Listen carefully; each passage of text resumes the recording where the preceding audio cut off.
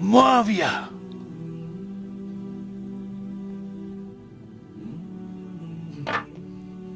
तुम्हें 2 लिबास और पेट भर के खाने से ज्यादा क्या चाहिए? अम्वाले गनीमत खलीफा और उनके मुतवल्लियों के पास क्या कर रहा है?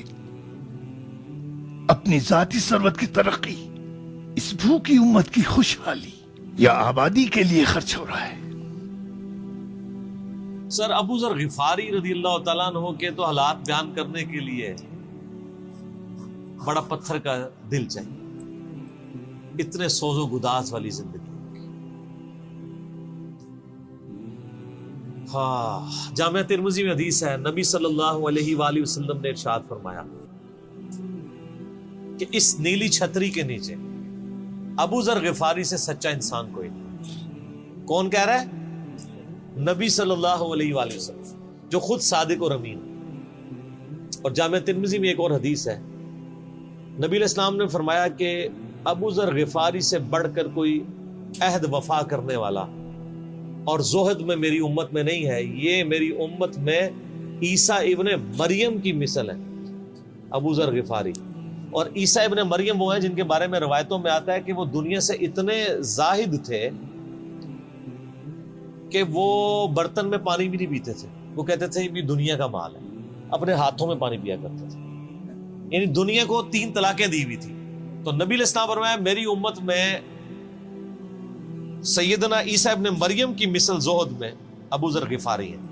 ये लफ्ज है अबू जर गिफारी, गफ्फारी नहीं है लफ्ज, गिफारी ज़ेर है और फा के ऊपर तशदीद भी नहीं है। तो अबू जर गिफारी रज़ियल्लाहु ताला अन्हु अलैहिस्सलाम नबी अलैहिस्सलाम के लाडले असहाब में से थे। सही बुखारी में इनके कबूल इस्लाम का पूरा वाकया मौजूद है। इन तक जब दावत पहुंची कि इस तरह एक पैगंबर आए हैं मक्के की सरजमीन में जिन्होंने दावा नबूवत किया, तो ये इन्होंने पहले अपने भाई को भेजा कि खैर खबर लेके आओ, तो उन्होंने बताया हाँ इस तरह एक शख्स है। फिर ये खुद रखते सफर बांध के नबी सल्लल्लाहु अलैहि वसल्लम की खिदमत में हाजिर हुए मक्का शरीफ में। तो सही बुखारी में आता है कि ये गए, यानी मक्का शरीफ में अब डर भी रहे थे मैं, क्योंकि इनको पता था कि नबी इस्लाम की मुखालफत भी बहुत ज्यादा है कि अगर मैं किसी से नबी इस्लाम के बारे में पूछा तो हो सकता है मेरे साथ कोई ऐसी एक्टिविटी परफॉर्म ना कर दे। तो ये हरम मक्का में इन्होंने डेरा डाल लिया और कहते हैं मैं जितने दिन वहां रहा ना तो आबे जमजम ही पीता था। जब मेरी खजूरें खत्म हो गई, जमजम खाने का काम भी करता था और पीने का भी, जमजम ताकत वाला पानी। तो कहते हैं सबसे पहले मेरी जिस शख्स से मुलाकात हुई वो सैयदना अली इब्न अबी तालिब थे रज़ियल्लाहु ताला अन्हु अलैहिस्सलाम।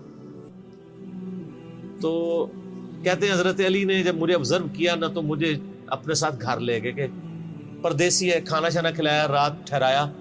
कहते हैं ना उन्होंने मुझसे पूछा कि किस लिए आए हो, ना मैंने उनको बताया। ये मैं आपको अखलाकियात बता रहा हूं कि दावत का काम कितना ठंडे करके करना पड़ता है। आप तो कहते हैं पहले दिन ही किसी को रफुल ईदैन शुरू करवा दें, इतना आसान नहीं होता ये। तो दूसरा दिन भी इसी तरह गुजरा, तीसरा दिन भी। तो 3 दिन के बाद अबू जर गिफारी ने खुद हजरत अली पे एतमाद किया और उनको अंदाजा हुआ कि ये बड़ा, तो उन्होंने कहा मैं यानी और हजरत अली ने भी एक्सपोज नहीं किया कि मैं नबी इस्लाम के करीबी लोगों में से हूं। तो उनका कि मुझे तुम एक अच्छे इंसान लगे हो तो मैं इस काम के लिए आया हूं, तो तुम मुझे गाइड करो मोहम्मद इब्न अब्दुल्ला के बारे में, मैं उनसे मिलना चाहता हूं सल्लल्लाहु अलैहि वसल्लम। तो सैयदना अली ने कहा कि वाकई वो तो अल्लाह के पैगंबर हैं और इस तरह। तो फिर वो हजरत अबू जर गिफारी को नबी इस्लाम के पास ले गए। नबी इस्लाम के पास थोड़ी देर बैठे, उन्होंने इस्लाम कबूल कर लिया। और सर इस्लाम क्या कबूल किया, इतना आला दर्जे का ईमान। नबी इस्लाम फरमाया तुम अपने कबीले में वापस चले जाओ, जब मक्के में हमारा गलबा होगा या कोई अल्लाह ताला राह निकालेगा, अभी तो जो भी इस्लाम कबूल करता है उसकी फैंटी लगती है, तो मैं कोई ना कोई तुम्हें मतलब बता दूंगा, अभी तुम अपना ईमान पोशीदा रखो, अपने इलाके में चले जाओ। उनका या रसूलल्लाह ऐसे नहीं हो सकते। वो जनाब आगे मक्के खाना काबे के अंदर आके उन्होंने कहा मैं गवाही देता हूं कि अल्लाह एक है और मोहम्मद सल्लल्लाहु अलैहि वसल्लम उसके रसूल है। तो मुशरिकीन अरब उन पे टूट पड़े, खूब मारा।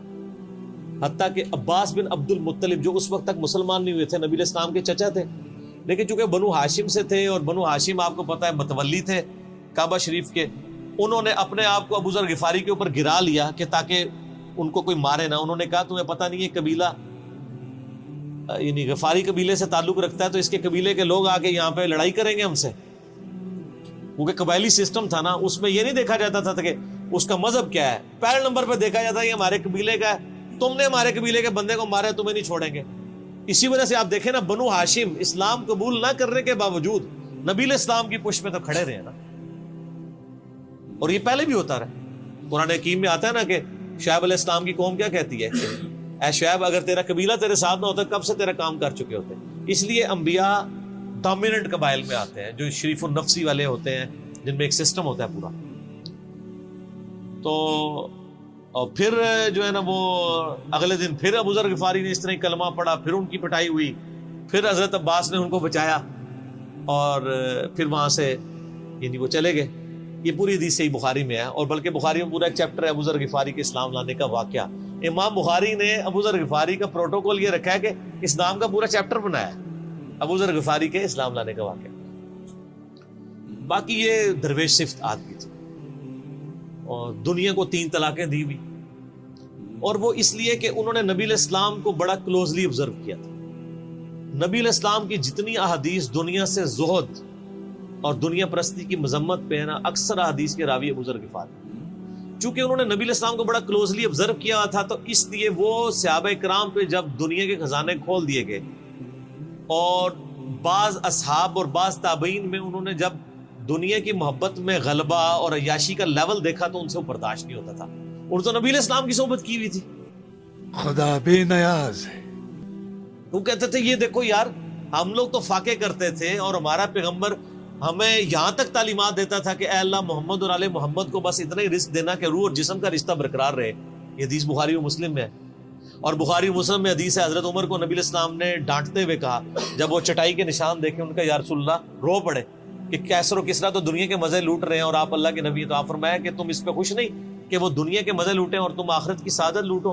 اور لگتا ہے عمر تم پہ دنیا کی حقیقت آج بھی نہیں کھلی.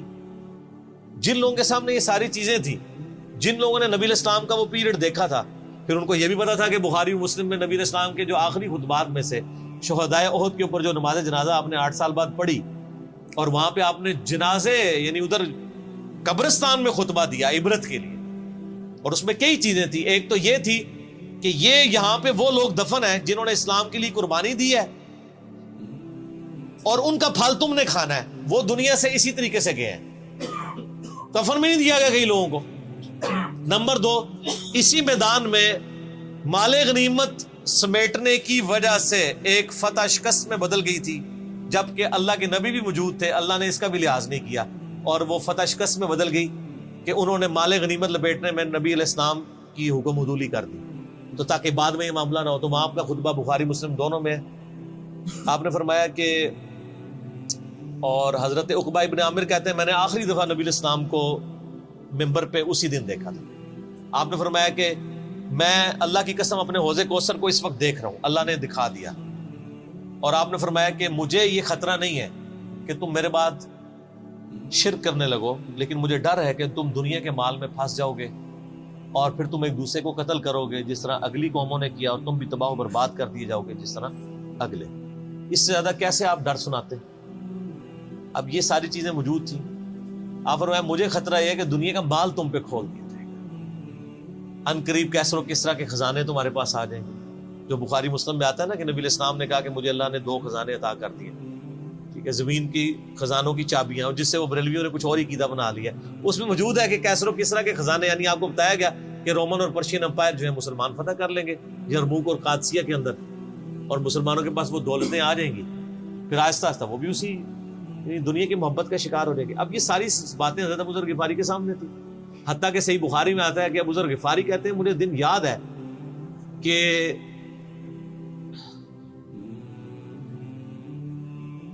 نبی علیہ السلام نے فرمایا کہ ابو ذر وہ احد پہاڑ دیکھ رہے، تو کہتے ہیں میں نے احد پہاڑ کی طرف دیکھا اور میں یہ سوچ رہا تھا کہ ابھی مجھے آپ کسی کام کے سلسلے میں وہاں بھیجیں گے.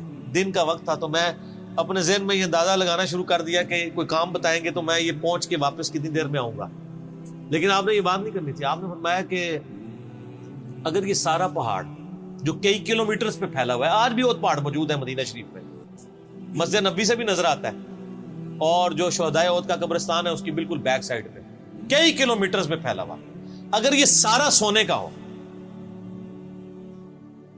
تو آپ علیہ السلام فرمایا کہ میں سب کا سب اللہ کی راہ میں فوراً شام سے پہلے خیرات کروں, اپنے پاس میں 2 یا 3 دینار ہی رکھوں صرف, یعنی جو ٹوٹل زندگی گزارنے کے سب خیرات کروں. اب مجھے بتائیں, جن لوگوں نے, یہ بزرگ غفاری راوی, جن لوگوں نے یہ حدیثیں حضور سے سنی ہوئی تھی, جب وہ یہ دیکھتے تھے کہ رومن اور پرشین امپائر کے گرنے کے بعد جب مسلمانوں کے پاس خزانے آئے ہیں اور حضرت عثمان کے دور میں لوگوں کے لاکھوں روپے آج کے وظیفے لگ گئے ہیں گھر بیٹھے, وہ بھی انہی عیاشیوں میں پڑ گئے, تو ان کو یہ چیزیں ہضم نہیں ہوتی تھی. تو یہ شام ہجرت کر گئے تھے. نبی علیہ السلام نے پہلے ہی کہا تھا, المستدرک الحاکم میں تو ڈیٹیل موجود ہے. آپ کس بت کی شبیہ ہے, اتنا وقت. پھر کبھی اگر سنا کہ تم نے کوئی فتویٰ دیا ہے تو تمہاری زبان کھینچ لوں گا. جاؤ دفع ہو جاؤ. یہاں پہ میں آپ کو ضمن بتا دوں, اکثر لوگ صحابہ کرام کے حالات و واقعات کے بارے میں پوچھتے ہیں, مطلب پوری زندگیاں لگ جائیں تو وہ واقعات بیان کرتا رہے انسان, ختم نہیں ہوتا. اس میں 3 بڑی کتابیں ہیں جو یعنی اہل سنت کے ائمہ نے لکھی ہیں. اس میں جو ٹاپ آف دا لسٹ کتاب ہے وہ ہے اسد الغابہ. امام ابن اثیر المتوفی 630 ہجری نے 8000 صحابہ کے حالات و واقعات جمع کیے ہیں اس کے. یہ اردو میں ترجمہ ہو چکا ہے شرح کے ساتھ. اس کی شرح لکھی ہے الاصابہ امام ابن حجر اسقلانی نے, المتوفی 852 ہجری. 8000 صحابہ کے حالات و واقعات, یہ سب سے بڑا ذخیرہ ہے ہمارے پاس. اسد الغابہ کی شرح الاصابہ, اور ایک اور کتاب ہے امام ابن عبد البر المتوفی 463 ہجری الاستیاب, ان کی کتاب ہے. اب وہ ابھی اردو میں ٹرانسلیٹ نہیں ہوئی ہے. اور اس کے علاوہ فضائل صحابہ جو چیپٹر ہیں بخاری میں, مسلم میں, وہ آپ کو چند ایک واقعات ملیں گے. ڈیٹیلڈ آپ کو المستدرک للحاکم میں جو 4تھی اور 5ویں جلد ہے نا, جو اردو ترجمے والی بریلویوں نے چھاپی ہے, وہ تو ساری ہے ہی صحابہ کرام کے بارے میں, اور ڈیٹیلڈ حالات ہیں. ابو ذر غفاری کے بارے میں بھی آپ کو آلموسٹ جتنی میں حدیثیں بیان کر رہا ہوں آپ کو مل جائیں گی. اس میں یہ حدیث نبی علیہ السلام نے, یعنی یہ حدیث ہے المستدرک للحاکم میں صحیح سند سے, کہ فرمایا آپ علیہ السلام نے کہ ابو ذر تیرا کیا حال ہوگا جب تو بھوسا لوگوں میں رہ جائے گا. اور آپ نے یوں انگلیاں ڈالی. اور ابو ذر غفاری کا انتقال 32 ہجری میں ہوا ہے حضرت عثمان کے دور میں. یہ بات عبداللہ بن عمر بن عاص کے بارے میں نہیں کہی تھی؟ وہ بھی ہے, وہ تو صحیح بخاری میں ہے. عبداللہ بن عمر بن عاص کو نبی علیہ السلام نے فرمایا تھا کہ تو بھوسا لوگوں میں رہ جائے گا. سیم الفاظ حضرت ابو ذر غفاری کے بارے میں حاکم میں ہے. آپ مستدرک الحاکم کا چیپٹر کھول, وہ تو یزید کے دور تک گئے تھے نا, یہ حضرت عثمان غنی کے دور میں بہت ہوئے. انہیں حضرت عثمان غنی برے نہیں تھے نعوذ باللہ, یعنی ان کے دور میں عیاشی کا لیول لوگوں کا یہ ہو گیا تھا. تو یہ یعنی اس میں پھر حدیث میں الفاظ ہیں نبی علیہ السلام سے, پھر انہوں نے کہا یا رسول اللہ میں کیا کروں, تلوار اٹھا لوں؟ آپ فرمایا صبر کرنا اور اپنی زبان سے تم حق بات کی تلقین کرتے رہنا, پھر آپ کو حاکم میں ملے گا. نبی علیہ السلام فرمایا کہ ان قریب تمہیں مدینے سے نکال دیا جائے گا, شام چلے جاؤ گے وہاں سے بھی نکال دیا جائے گا. اور سر ایک بڑی دردناک حدیث ابو ذر غفاری کے پاس, وہ حاکم میں ہی ہے, المستدرک الحاکم میں. ہاں غزوہ تبوک آپ کو پتا ہے ایک ایسا غزوہ تھا جس میں جو شرکت نہیں کرے گا وہ منافق ڈکلیئر ہوگا. قرآن میں فتویٰ آ گیا تھا. اس سے پہلے کبھی نفیر عام نہیں تھی, یہ پہلا اور آخری موقع تھا, کیونکہ رومن امپائر سے ٹکرانا تھا. سپر پاور تھی دنیا کی, 1.5 لاکھ کی فوج لے کے کیسرے روم بارڈر پہ آ گیا تھا عرب کے. تو نبی علیہ السلام نے اناؤنسمنٹ کی کہ بھئی اب سب نے جانا ہے, جو نہیں جائے گا منافق شمار ہوگا, الا یہ کہ کسی کے پاس ریسورسز نہ ہو, یا کوئی مریض ہو, یا کوئی عورت ہو, یا کوئی معذور ہو. منافقین آگے بہانے کر رہے تھے, کچھ سادہ لوگ مسلمان بھی اس کا حصہ بن گئے.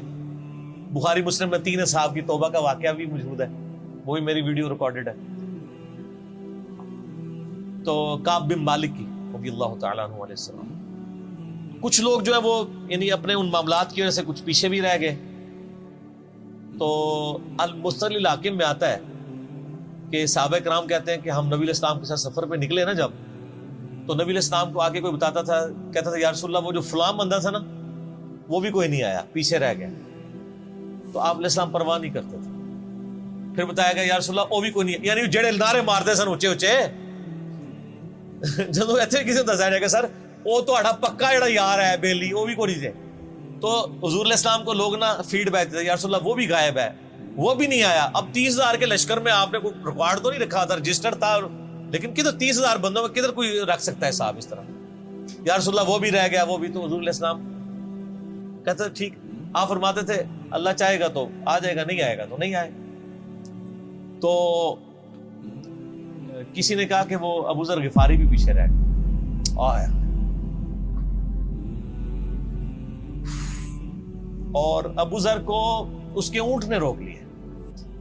اونٹ ہی نہیں اٹھ رہا تھا نا سر، وہ آپ کو گاڑی تو نہیں ہے نا جو سٹارٹ کر لیں گے آپ. اونٹ چلنے سے انکار کرتے ہیں، وہ کر سکتا ہے. اور سر سفر کتنا ہے؟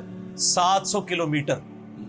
700 کلومیٹر کا ریگستانی سفر آج کے دور میں بھی کرنا مشکل ہے. سائیکل پہ نہیں آپ کر سکتے، پیدل تو آپ سوچ بھی نہیں سکتے. اونٹ کے بغیر کیسے ہو سکتا ہے؟ جس میں آپ کو اونٹ اس لیے بھی ضروری ہے کہ اس کے اوپر آپ نے سامان لادنا ہے. پانی نہیں راستے میں پینا. ریگستان میں تو کئی کلومیٹر تک کچھ بھی نہیں ہوتا، بھوکے پیاسے مریں گے. پھر آپ قافلے سے بھی جدا ہیں. تو ابو ذر غفاری کوشش کرتے رہے کس طریقے اونٹ. اسی دوران قافلہ نکل گیا آگے، تو وہ اونٹ اٹھا ہی نہیں ہے. تو حضرت ابو ذر غفاری نے اپنا سامان اپنی پیٹھ پہ لاد دیا، پیدل چل پڑے. ریگستانی سفر. حاکم کی روایت ہے کہ ہم نے دیکھا دور سے ایک اکیلا شخص آ ہے جس کی پیٹھ کے اوپر بورا لدا ہوا ہے. تو نبی علیہ السلام کی آپ محبت دیکھے، آپ نے فرمایا کہ تو ابو ذر ہو جا، یعنی جو آنے والا شخص ہے تو ابو ذر ہو. یعنی حضور نے خواہش کا اظہار کیا. آپ کو نظر تو نہیں آ رہا تھا یہ کون آ رہا ہے، آپ کی محبت. آپ کو پتا تھا ابو ذر غفاری نہیں رہ سکتا پیچھے. تو صحابہ کہتے ہیں آپ نے فرمایا تو ابو ذر ہو جا. تو صحابہ کہتے ہیں تھوڑی دیر بعد جب وہ قریب آئے تو ہم نے پہچان لیا ابو ذر غفاری ہیں. تو جب ہم نے پہچان لیا نا تو حضور علیہ السلام نے ان کے پہنچنے سے پہلے آپ نے فرمایا ابو ذر کو دیکھو اکیلا آ رہا ہے، اکیلے ہی دنیا سے جائے گا اور قیامت دن بھی اکیلا اٹھایا جائے گا. یہ اس حدیث کا بھی کچھ حصہ باقی ہے، میں بعد میں بیان کروں. پہلے میں اس کو کنکلوڈ کر لوں کہ صحیح بخاری میں آتا ہے کہ حضرت ابو ذر غفاری شام چلے گئے تھے. وہاں پہ چونکہ گورنر تھے حضرت معاویہ رضی اللہ تعالیٰ عنہ. وہ قرآن کی وہ جو سورہ توبہ کی آیات ہے نا، تو حضرت معاویہ کہتے تھے یہ تو اہل کتاب کے بارے میں آیات نازل ہوئی ہیں. تو وہ کہتے تھے نہیں، یہ سب کے بارے میں ہے. اب شرعی حکم یہ ہے کہ مال آپ جوڑ سکتے ہیں اگر آپ زکوٰۃ دے رہے ہیں، لیکن یہ پسندیدہ نہیں ہے. طریقہ نبوت یہ نہیں ہے. نبی علیہ السلام نہیں جوڑ سکتے تھے، پوری زندگی زکوٰۃ دینے کی نوبت نہیں آئی ہے، حالانکہ خمس ملتا تھا، خیرات کرتے تھے. ابو ذر غفاری کا جھگڑا یہ تھا کہ تم تو نبی کے اصحاب ہو، تم لوگوں کو یہ زیب ہی نہیں دیتا کہ تم لوگ اس طرح کے محلات میں رہو اور اس طرح مال جوڑو. تو اب چونکہ سینئر صحابی تھے، ان کو ہاتھ ڈالنا بھی آسان نہیں تھا. پھر نبی علیہ السلام نے فرمایا ہو کہ اس سے زیادہ سچا انسان ہی کوئی نہیں. تو حضرت معاویہ نے خط لکھا حضرت عثمان کو کہ جی اس بندے سے میری جان چھڑائے نا، اس کو آپ واپس بلائیں. حضرت معاویہ نے جب خط لکھا تو حضرت عثمان نے ان کو کہا تم مدینہ شریف واپس آ جاؤ. جان لو. مدینہ شریف جب یہ واپس آئے تو صحیح بخاری میں آتا ہے کہ لوگوں کا جھمگٹا لگ گیا ابو ذر غفاری کے گرد. لوگوں کو پتا تھا یہ تو بڑا زہد والا بندہ ہے. تو ابو ذر غفاری وہی حدیثیں سنایا کرتے تھے کہ حضور نے فرمایا یہ پہاڑ سونے کے برابر ہو تو میں خیرات کر دوں گا. جبکہ باقی صاحب کہتے تھے کہ مال جوڑنا جائز ہے اگر زکوٰۃ کوئی دیتا رہے. وہ یہ کہتے تھے کہ یار یہ تم لوگوں کو تو زیب نہیں نہ دیتا، یار تم لوگ تو یہ باتیں نہ کرو، تم لوگ نبی کی صحبت یافتہ ہو، تم لوگوں کو تو زہد ہونی چاہیے تم لوگوں کی زندگی میں. اب لوگوں کا ہجوم ان کے گرد لگ گیا اور پھر حضرت عثمان نے ان کو خلیفہ وقت بلایا اور کہا کہ یار تو خود ہی مدینہ شریف چھوڑ کے یہاں سے چلا جا، تیری وجہ سے فتنہ کھڑا ہو۔ حضرت عثمان نے کہا میں نے تو نبی علیہ السلام سے سنا تھا کہ حکمرانوں کی اطاعت کرنا، صبر کر لینا۔ تو ایک زبدہ نامی کا ایک گاؤں تھا مدینہ شریف کے پاس، شہر سے ہٹ کے، تو وہ پھر وہاں پہ ہجرت کر گئے۔ آپ دیکھیں ریونج کیسا تھا، لوگ کتنے ڈرے ہوئے تھے کہ ابو ذر اپنی بوڑھا شخص 80-90 سال کا بابا اپنی ایک بڑھیا بیوی کو لے کے اس عمر میں شہر بدر ہو رہا ہے اکیلا۔ آج نہیں آپ سوچ سکتے کسی جگہ آپ اکیلے جا کے پڑاؤ کریں، کسی بیابان کے اندر، ریگستان کے اندر۔ اس زمانے میں آپ سوچ رہے، آج کل بھی آپ مدینہ شریف کے گر چلے ہیں تو آپ وہاں نہیں ایک رات بھی گزار سکتے۔ تو کوئی شخص حضرت ابو ذر غفاری کو سی آف کرنے نہیں آیا سوائے حضرت علی کے، اور وہ بھی مدینے کی باؤنڈری تک آئے۔ ان کو پتا تھا ان کے سٹانس کے بارے میں مدینے کی باؤنڈری سے باہر نہیں جاؤں، اگر مجھے کوئی اس طرح کا یعنی حکم اجازت مل جاتی تو میں تیرے ساتھ جاتا۔ ایران والوں نے حضرت علی علیہ السلام کے زندگی کے آخری 10 سال کے اوپر ایک فلم بنائی ہے، امام علی علیہ السلام۔ اس میں ابو ذر غفاری کے سارے واقعات انہوں نے فلمائے ہیں، دیکھنے والے۔ جب مولا علی چھوڑنے آتے ہیں، پھر جو ان کی ڈیبیٹس ہوتی ہیں مدینہ شریف میں لوگوں کے ساتھ، وہ ساری انہوں نے ویڈیو میں فلما دی۔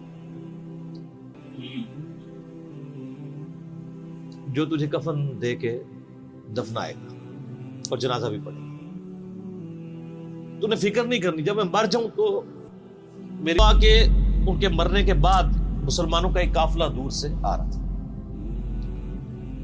تو اسی مستقل حاکم کی حدیث میں آتا ہے کہ سر قافلہ بھی سنے پھر کون ہے؟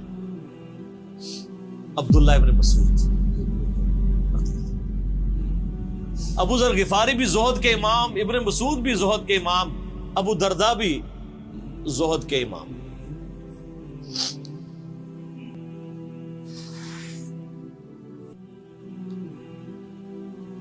ابن مسعود رضی اللہ تعالیٰ عنہ جب وہاں پہ رکے، ان کو تو نہیں پتا تھا یہ کون ہے،